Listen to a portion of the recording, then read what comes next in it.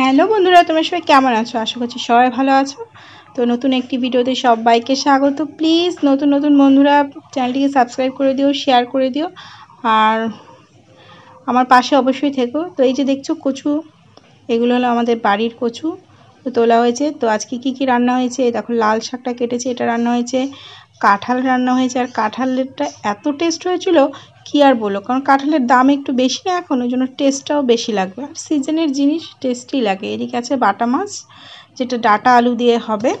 আর এদিকে আছে সেই কচু গাছের যে কচু পাতাগুলি আছে, সেই পাতাগুলো পেঁয়াজ, রসুন, আদা, শুকনো লঙ্কা, কাঁচা লঙ্কা আর একটু কালো জিরে দিয়ে ভালো করে নেড়ে চেড়ে নিচ্ছি। এর আগে অবশ্য পাতাগুলো ভাপ দিয়ে জলটা ফেলে দিয়ে নিয়েছি, নাহলে তো একটু গলায় ধরতে পারে। অবশ্যই এগুলো গলায় একটুও ধরেনি। আর এই দেখো ডাটা আলু, এটা দিয়ে হবে মাছের ঝোল, বাটা মাছের। সিজনের জিনিস সিজনে খেতে দারুণ লাগে, কারণ তখন তার স্মেলটা একটু অন্যরকম হয়। যেমন এখন সজনে ডাঁটার সিজন, সজনে ডাঁটাও দারুণ লাগবে। আর এই যে কচু পাতা বাটাটা দেখছো, বাটাটা হয়নি, হবে এখনও এটাকে ভালো করে নাড়িয়ে শুকাতে হবে। জলটা যখন শুকিয়ে যাবে আর এইরকম বেটে নিতে হবে। এইরকম কচু পাতা বাটা দিয়ে দেখবে এক থালা ভাত এক নিমেষেই শেষ হয়ে যাবে। কে বাটা ভালোবাসো আমাকে একটু কমেন্ট করে জানিও তো। আমার তো বাটা ভর্তা খুব ভালো লাগে।